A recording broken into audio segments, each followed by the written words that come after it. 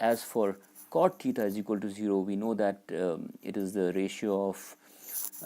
cos theta by sin theta. So therefore this would be possible when cos theta is equal to 0, but sin theta cannot be 0 because that is in the denominator. So therefore general solution to this equation cot theta is equal to 0 could be written as theta is equal to 2n plus 1 times pi by 2, that is when cos theta is equal to 0, but the theta cannot be equal to n pi, that is sin theta cannot be equal to 0, and n belongs to the set Z. Now if you are given the value of a trigonometric function, for example cos theta, sin theta, tan theta, sec theta, cosec theta or cot theta,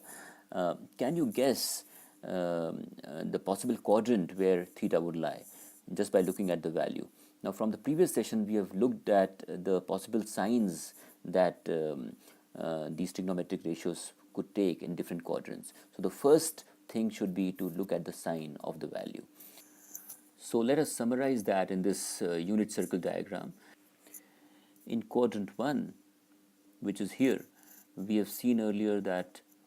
cos theta will be positive as well as sin theta would be positive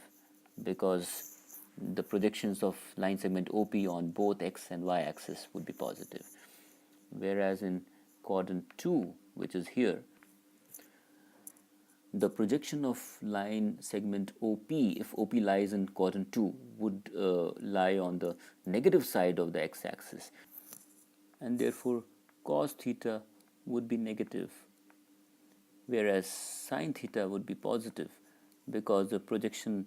on the y-axis in the second quadrant would be positive. And when theta is in the third quadrant, which is here, the projection of a line segment OP when P is in the third quadrant would be negative on both the x and the y axis, and therefore cos theta as well as sin theta here